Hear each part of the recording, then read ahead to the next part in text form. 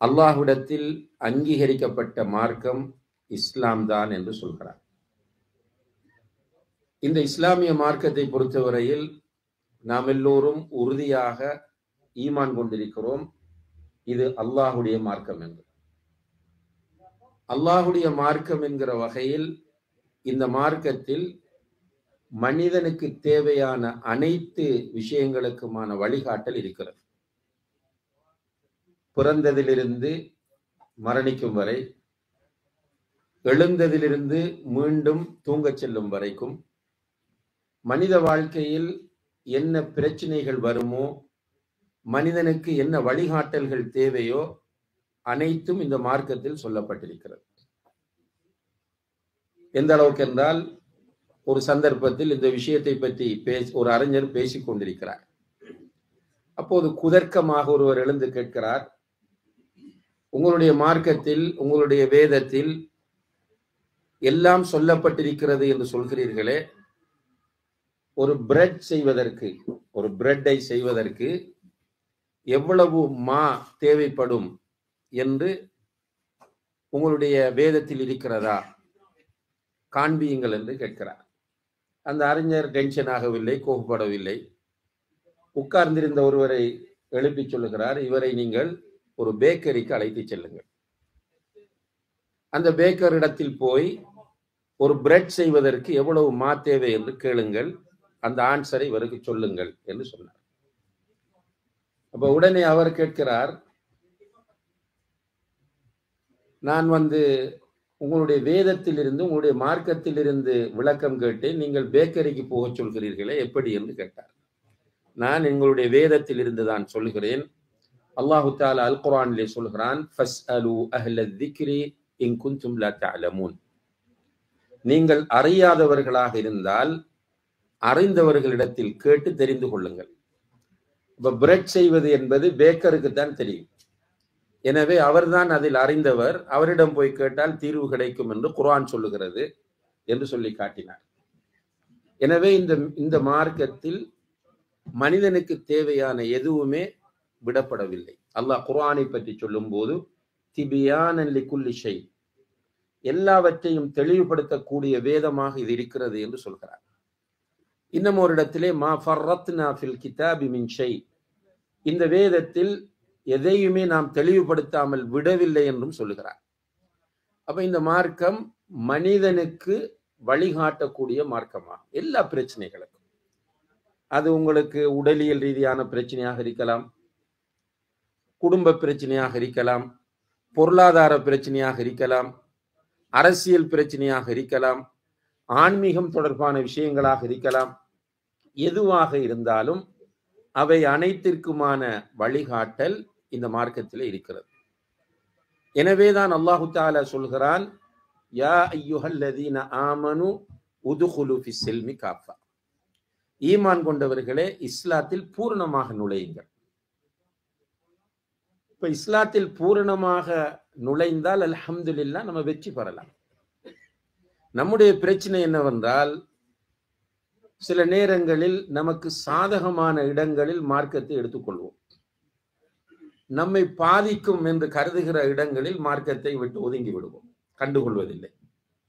அப்ப தொழுவது நமக்கு எந்த பாதிப்பும் இல்லை, தொழுதுட்டு போவோம். நோன்பு பிடிக்கிறதும் பாதிப்பு இல்லை, நோன்பு பிடிச்சிட்டு போவோம். ஆனா ஜக்காத்து கொடுக்கிறது என்று சொன்னா நிறைய பேர் யோசிப்பாங்க.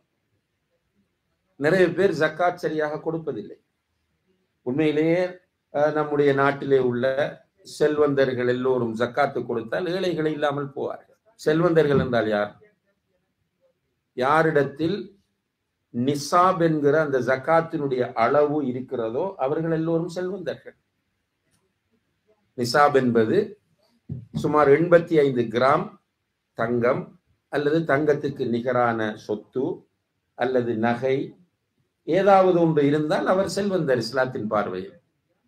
ஆனால் நம்முடைய சமுதாயத்தில் அப்படி பார்ப்பதில்லை. செல்வந்தர்கள் என்று சிலருக்கு அடையாளம் வைத்திருப்பார்கள். இவர்தான் பணக்காரன், இவர்தான் வசதி உள்ளவர், அவர் மட்டும்தான் ஜக்காத் கொடுக்க வேண்டும் என்று நினைத்து கொண்டு இவர்கள் ஜக்காத் கொடுப்பதில்லை. இப்போ ஒருவர் ஒரு சின்ன தொழில் செய்கிறார், அவருக்கு வருமானம் கம்மி, ஆனால் அவர் அதிலே சேமித்து ஒரு நிலம் வாங்கி இருக்கிறார். அந்த நிலம் அவர் வாங்கும் போது என்ன நியத்தோடு வாங்குகிறார் என்றால் வியாபார நோக்கத்தில் வாங்குகிறார். நல்ல விலைக்கு வந்தால் இதை விற்கலாம் என்று வாங்குகிறார். அந்த நிலம் நிசாபை அடைந்து விட்டது என்று சொன்னால் இவர் பணக்காரன் இஸ்லாத்தின் பார்வை, ஜக்காத்து கொடுக்க வேண்டும். ஆனால் அப்படி நிறைய பேர் ஜக்காத்துடைய விஷயத்தில் கவனம் செலுத்துவதில்லை என்றால் அது பாதிப்பு. அப்ப நமக்கு பிரச்சனை இல்லை என்றால் மார்க்கம், ஆனால் நம்மை பாதிக்கும் என்றிருந்தால் மார்க்கத்தை கண்டுகொள்வதில்லை. இந்த மனநிலையோடு ஒரு முஸ்லிம் வாழ முடியாது. இது நிராகரிப்பாளர்களுடைய பண்பு என்று அல்லாஹ் குர்ஆனில் சொல்கிறார். அஃபதுமினூன பிபஅதில் கிதாபி வதக்ஃபுரூன பிபஅத். வேதத்தில் உள்ள சிலதை ஏற்று சிலதை நீங்கள் நிராகரிக்கிறீர்களா? வேதத்தில் உள்ள சில விஷயங்களை ஏற்றுக்கொள்வது, மற்றவற்றை நீங்கள் நிராகரிக்கிறீர்களா? இப்படி செய்வீர்களாக இருந்தால் ஃபமா ஜஸாஉ மன் யஃஅலு ذلك மின்கும் இல்லா ஹிஸ்யும் ஃபில் ஹயாத்தித் துன்யா. இப்படி வேதத்தில் உள்ள சிலதை ஏற்று சிலதை நீங்கள் நிராகரிப்பீர்களாக இருந்தால் இந்த உலகத்தில் உங்களுக்கு இழிவுதான். சுப்ஹானல்லாஹ். வயௌமல் கியாமத்தி யுரத்தூன இலா அஷத்தில் அதாப். மறுமையிலே கடுமையான தண்டனை அவர்களுக்கு இருக்கிறது. அல்லாஹ் பாதுகாக்க வேண்டும். அன்புள்ள சகோதர சகோதரிகளே, இந்த பின்னணியில் ஒருவர் மரணிக்கிற போது சொத்துக்களை விட்டு செல்கிறார். ஒரு முஸ்லிம் மரணிக்கிறார். அவர் மரணிக்கும் போது சொத்துக்களை விட்டு செல்கிறார். பணமோ நிலமோ நகையோ கட்டிடங்களோ, அது வீடாக இருக்கலாம், கடையாக இருக்கலாம், இவ்வாறான சொத்துக்களை விட்டு செல்கிறார். இந்த சொத்துக்களை அவர் விட்டு சென்றால் இந்த சொத்துக்களை எப்படி நாம் கையாள வேண்டும், அந்த சொத்துக்கள் விஷயத்தில் எப்படி நாம் நடந்து கொள்ள வேண்டும் என்கிற ஒரு அழகான தெளிவு இந்த மார்க்கத்திலே தரப்பட்டிருக்கிறது. நான் நினைக்கிறேன் இந்த மார்க்கத்தை தவிர வேறு எங்கும் இவ்வாறான ஒரு தெளிவை நாம் காண முடியாது. அப்படி அழகான ஒரு தெளிவு நமக்கு தரப்பட்டிருக்கிறது. ஆனால் நம்மிடத்திலே ஒரு ஒரு பழக்கம் இருக்கிறது, அல்லது ஒரு ஒரு சொல் எல்லோரும் பிரயோகிக்கிறோம், என்னுடைய வாரிசு, இவர் என்னுடைய வாரிசு. உங்களுக்கு வாரிசு தேவை, குழந்தை இல்லைன்னா உங்களுக்கு ஒரு வாரிசு தேவை. வாரிசு என்பதன் மூலம் நம்முடைய சமுதாயம் நாடுவது என்ன? வாரிசு என்றால் அதன் மூலம் நம்முடைய மனதில் தோன்றக்கூடிய கருத்து என்ன? என்னுடைய பிள்ளைகள். இப்படித்தான் நினைக்கிறோம். வாரிசு என்றால் என்னுடைய பிள்ளைகள் என்று. ஆனால் இஸ்லாத்தில் வாரிசு என்று சொன்னால் நம்முடைய உறவில், நம்முடைய சொந்தத்தில் 25 பேர் வருவார்கள். சுப்ஹானல்லாஹ். நம்முடைய சொந்தக்காரர்களில் 25 பேர் நம்முடைய வாரிசுகளாக வருவார்கள்.